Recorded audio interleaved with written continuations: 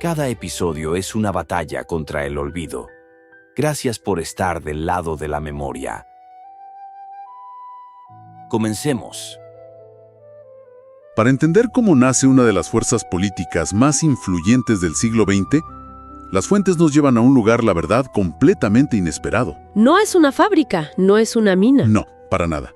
Es el salón de una mansión victoriana. Imaginen una joven de la alta sociedad destinada a un futuro de cenas elegantes, un matrimonio ventajoso. Pero en 1883, esta mujer, Beatrice Potter, toma una decisión que rompe con todo. Se inventa una identidad, se hace pasar por la hija de un granjero y se sumerge en los talleres clandestinos y las viviendas obreras de Londres. Y no por caridad, sino para investigar. Y esa investigación, ese acto de rebelión, se convierte en la primera pieza de un dominó gigante. Exacto. Hoy vamos a explorar la colisión de tres fuerzas. La investigación de intelectuales como Beatrice, la desesperación de los sindicatos y la estrategia paciente de un grupo de socialistas. Es una historia de cómo esas tres corrientes se unen para dar a luz al Partido Laborista británico y décadas más tarde a su creación más famosa, el Servicio Nacional de Salud. Es un viaje desde un diario personal hasta la política de Estado. Así es. Comencemos entonces con esa figura tan improbable, Beatrice. Las fuentes la pintan como la octava hija de un magnate industrial. Un entorno de una riqueza y un privilegio inmensos. Pero lo fascinante es que su propia madre, que era una mujer muy culta, la consideraba a ella la menos inteligente de sus hijas. Y esa percepción, esa sensación de ser subestimada parece que fue el combustible de su vida, ¿no? Totalmente. Se refugió en la biblioteca de su padre, se convirtió en una autodidacta formidable y tuvo un mentor clave, el sociólogo Herbert Spencer. Un amigo de la familia. Exacto. Y él le inculcó una idea que sería su mantra. Para entender la sociedad no bastan los libros, hay que ir a los hechos. Hay que ensuciarse las manos. Vaya que lo hizo. Su primer intento fue a través de la caridad, pero salió de ahí, completamente desilusionada. Se dio cuenta de que dar limosna era como poner una curita en una herida de bala. Justo. Su conclusión, que para la época era increíblemente radical, fue que la solución no era aliviar la pobreza, sino erradicarla. Atacando sus causas: educación, sanidad, vivienda. Pero en medio de todo esto ocurre algo muy humano que lo cambia todo. El amor. O el desamor. Se enamora perdidamente del político Joseph Chamberlain, le declara sus sentimientos, y él la rechaza. Y según sus diarios, ese desengaño fue devastador, pero a la vez liberador. Escribió años después que su intelecto se había mantenido no solo libre, sino positivamente hostil a su influencia. Es un giro increíble. El corazón roto como catalizador de una carrera que cambiaría la historia. Es entonces cuando se une a la investigación de su primo, Charles Booth, sobre la vida de la gente en Londres. Y aquí es donde la historia se vuelve casi de espionaje. Se creó un alias, se vistió con harapos y buscó trabajo en los peores talleres del East End para entender la explotación desde dentro. Pensemos en el riesgo. Una mujer de su clase haciendo eso era impensable. Pero esa experiencia le dio una autoridad que nadie podía cuestionar. Claro, sus artículos no eran teoría, eran testimonios. Ella había sentido el hambre, el agotamiento. Y eso la llevó a su siguiente conexión crucial. Mientras investigaba el movimiento cooperativo, le recomendaron hablar con un joven funcionario, un tal Sidney Webb. Ya se admiraban mutuamente por sus escritos, pero el primer encuentro en persona no fue precisamente un cuento de hadas. Para nada. Beatrice lo describe en su diario de forma casi cruel. Dice que era un hombrecillo de cabeza grande, anteojos y aspecto terriblemente burgués. Ella, en cambio, era alta, esbelta, elegante. El contraste era enorme. Sidney se enamoró al instante, pero ella lo rechazó durante 2 años. ¿Y qué la hizo cambiar de opinión? La conveniencia intelectual. Se dio cuenta de que él tenía la capacidad de organizar las ideas de ella mejor que ella misma. O sea, un tándem perfecto. Exacto. Su matrimonio, como ella misma escribió, se basaría en creencias comunes y un trabajo común. Incluso le dijo a Sidney, te amo, pero amo más mi trabajo. ¿Una honestidad brutal? Y juntos se convirtieron en una máquina intelectual. Y ambos eran el cerebro de la sociedad fabiana.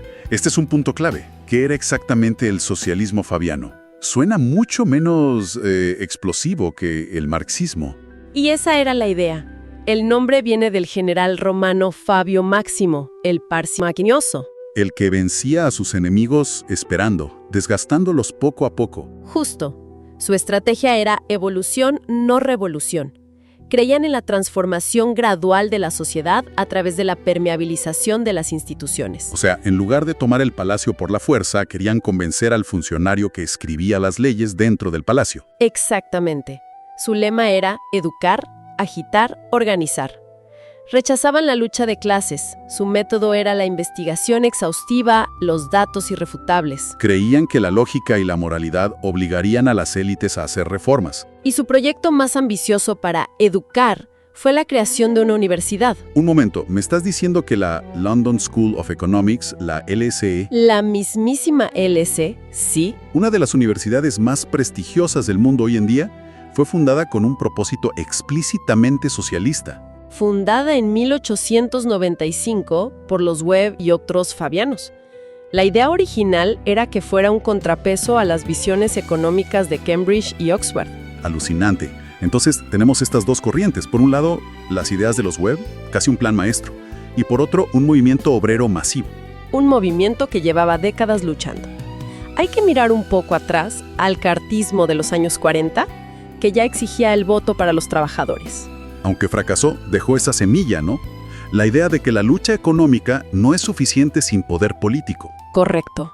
Y a finales de siglo, el poder de los sindicatos creció muchísimo con el nuevo sindicalismo. ¿Qué lo hacía nuevo? Por primera vez, lograba organizar a los trabajadores no cualificados, portuarios, jornaleros, la gente que estaba en el fondo de la escala laboral.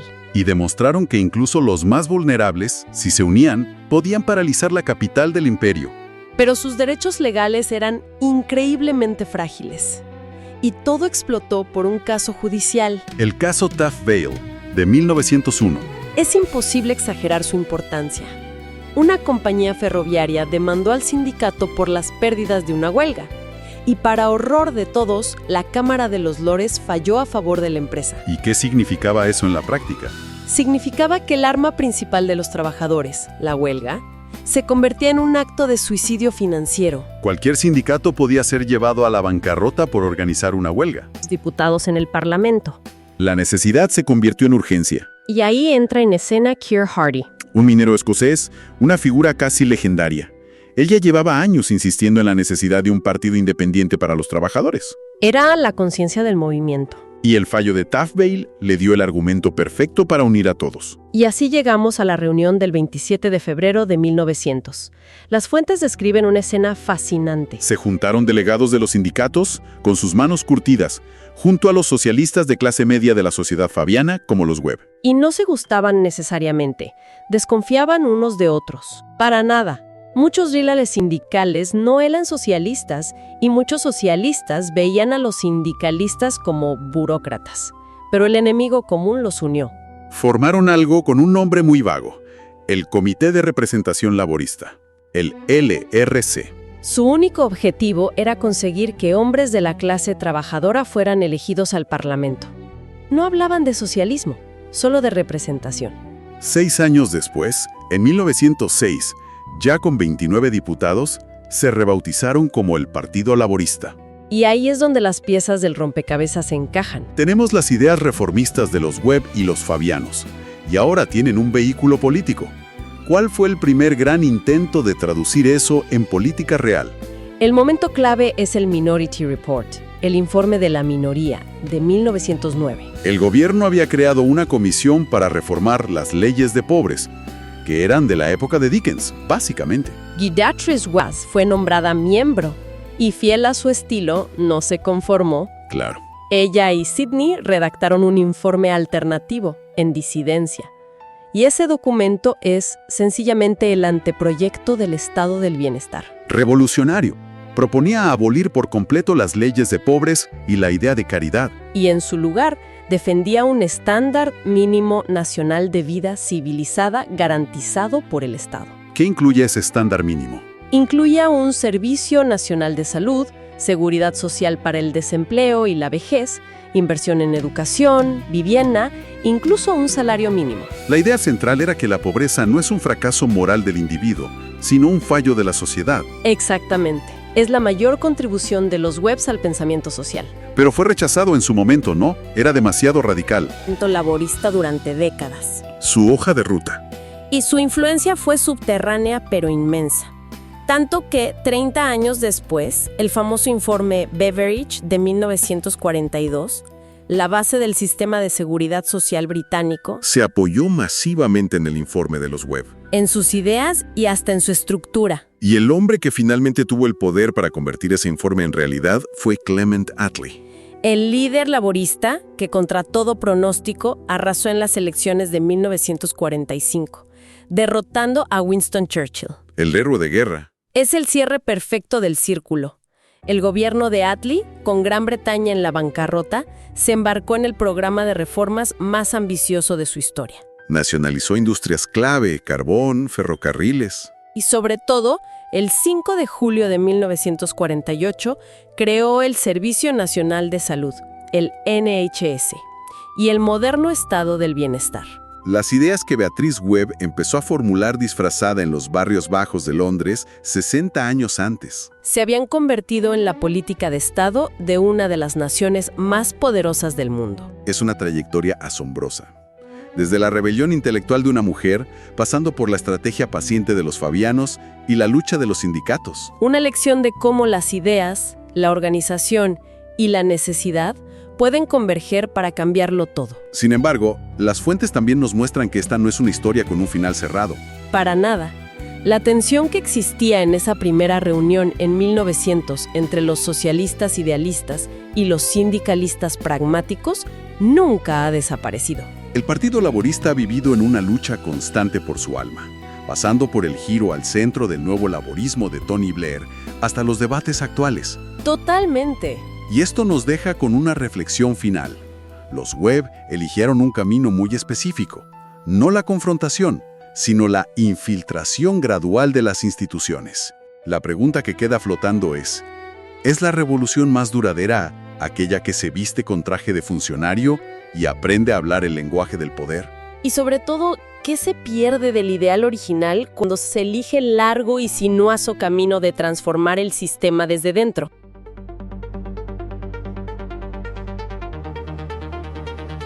El viaje por la historia nunca termina, solo espera el próximo destino. Nos reencontramos pronto.